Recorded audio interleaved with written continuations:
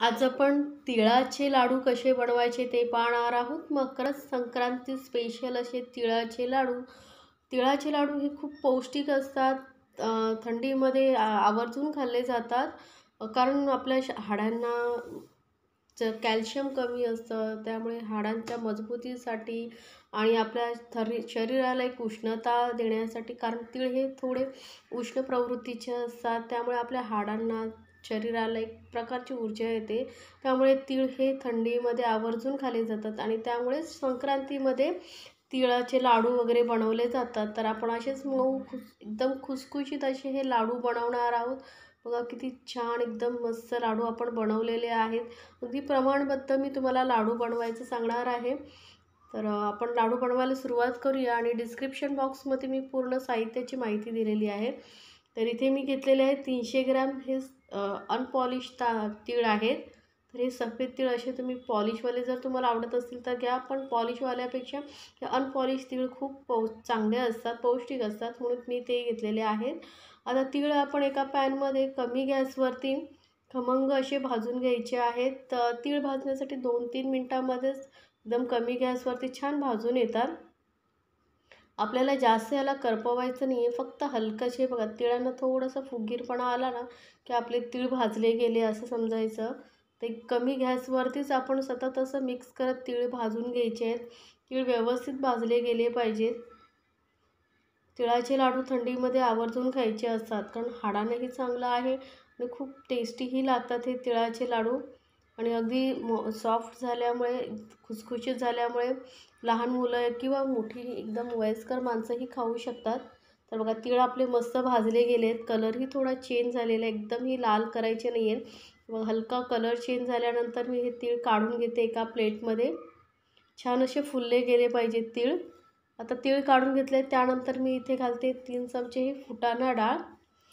याऐवजी तुम्ही शेंगदाणेही घेऊ शकता. शेंगदाणे भाजून मग त्याची सालं काढून थोडंसं मिक्सरमध्ये अगदी थोडंसं दाणेदार कूट असं करूनही तुम्ही घालू शकता.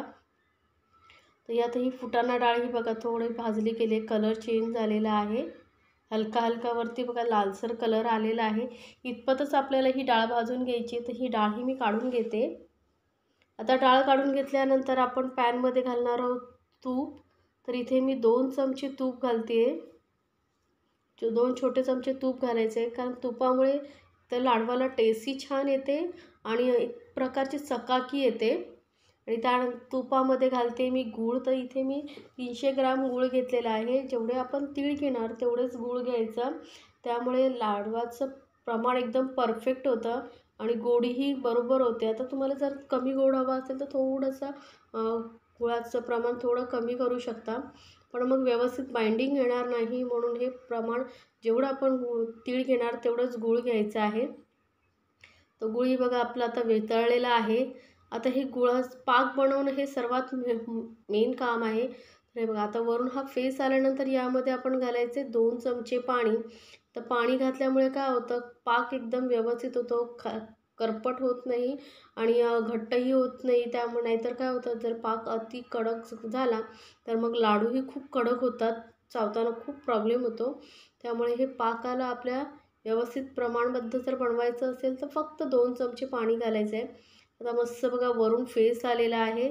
तर आता हा पाक आपला तयार झाला आहे की नाही ते चेक करण्यासाठी थोडासा पाक घ्यायचा पाण्यामध्ये आणि असं घालून बघायचा. गोळा जर लगेचच गोळा झाला म्हणजे आपलं हे पाक तयार झाला, नाही तर असं पसरलं तर मग पाक थोडा वेळ अजून शिजवून घ्यायचा. तर हा पाक आपण घातल्या बघा लगेचच गोळा असं झाला पाहिजे. तर आता हा मी पाक आपण तयार झालेलं आहे. तर यामध्ये आपण घालूया तीळ जे आपण भाजून घेतले होते ते. लगेचच आपण यामध्ये तीळ घालून घेऊया. आणि पाकही आपण बनवताना गॅसचा फ्लेम नेहमी लक्षात ठेवा, एकदम कमी ठेवायचा आहे. आणि त्याचबरोबर इथे मी फुटाणा डाळही घालून घेतलेली आहे. जर तुम्ही शेंगदाणे घातलात तरी पण ह्या स्टेजलाच आता शेंगदाणे आणि मग तीळ एकत्र करून घाला. आता मस्त व्यवस्थित मिक्स करून घ्यायचं आहे आणि गॅसचा मी फ्लेम केला आहे बंद. गॅसचा फ्लेम बंद करून आपण तीळ आणि गूळ पाक वगैरे सगळं एकत्र करून घ्यायचं आहे, मिक्स करायचं आहे. आता हे लाडू वळताना हातानं खूप म्हणजे चटके वगैरे बसतात, तर असं होऊ नये त्यासाठी मी एक पद्धत तुम्हाला दाखवते. त्याप्रमाणे तुम्ही लाडू बनवा. अजिबात हाताला चटके लागणार नाही आणि लाडूही पटापट वळले जातील. ते व्यवस्थित सर्व गूळ आणि तीळ वगैरे व्यवस्थित मिक्स करून घ्यायचं आहे, कारण डाळही आपण घातलेली आहे त्यामुळे एकत्र व्यवस्थित मिक्स करून घ्यायचं. आता हे पॅनमध्ये थोडंसं हलकं असं पसरवून घ्यायचं आहे, म्हणजे थोडंसं कोमट लवकर होईल. आणि आता काय करायचं, एका परातीला ना थोडंसं तूप लावून घ्यायचं. परात किंवा प्लेट जी तुम्ही घ्याल त्याला व्यवस्थित तूप लावून घ्यायचं आहे. आणि तूप लावून झालं की काय करायचं, आपण एका लाडवासाठी जेवढं मिश्रण घेतो तेवढं बघा, एका लाडवासाठी एवढं मिश्रण घेतलं जातं. आणि ते असं चमच्याने घ्यायचं आणि या प्लेटवरती आपण असं हलका ठेवून घ्यायचे, छोटे छोटे गोळे असे, म्हणजे हे थोडंसं कोमट होतं आणि आपल्याला लाडू वळायला पटकन होतात. तर हे एका लाडवाच्या साईजचं मी असं मिश्रण थोडं असं थोड्या अंतरावरती आपण प्लेटमध्ये ठेवून घ्यायचं आहे. यामुळे काय होतं, लवकर कोमटही होतं आणि आपल्याला लाडू वळायलाही पटकन होतात आणि हाताला चटके बसत नाहीत.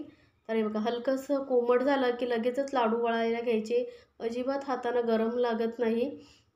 आणि हे पटापट मग थंड झालं का, लाडू वळून झाले की दुसरे लगेचच प्लेटमध्ये काढून घ्यायचं, म्हणजे पटापट असं वळता येतील. हे बघा, मस्त असे लाडू वळले गेलेले आहेत, जराही चटका लागत नाही आहे. तर याच पद्धतीने आपण हे सर्व लाडू वळून घेऊया. मी दाखवलेल्या रेसिपी जर तुम्हाला आवडत असेल तर चॅनलला लाईक्स, कमेंट्स आणि सबस्क्राईब करायला विसरू नका. सोबतच बेल आयकॉनवरतीही क्लिक करा, म्हणजे माझ्या नवीन रेसिपीचे नोटिफिकेशन लगेचच तुमच्यापर्यंत पोहोचेल. तर हे लाडू आपले छान असे वळून झालेले आहेत बघा, मस्त लाडवानं चकाकी बघा किती शाईन छान आलेली आहे. असेच लाडू तुम्हीही बनवा आणि मस्त एन्जॉय करा या संक्रांतीला. अगदी हाताला अजिबात चटके लागणार नाही, पटापट ही लाडू वळले जातील. असं तुम्ही 1-2 परातींमध्ये असं थोडं मिश्रण काढून घेतलं आणि जर तुमच्या घरामध्ये माणसं असतील तर 1-2 माणसापासून पटापट तुम्ही जर लाडू वळला तर पटकन होतील. कितीही तुम्ही 1 किलो 2 किलोचं जसं तुम्हाला लाडू बनवायचे तसे बनवू शकता. तर हे मस्त असे खुसखुशीत लाडू बनवण्यासाठी माझ्या चॅनलला सबस्क्राईब करा आणि तुम्हाला हे लाडूची रेसिपी कशी वाटली तीही मला कमेंट्स बॉक्समध्ये सांगा.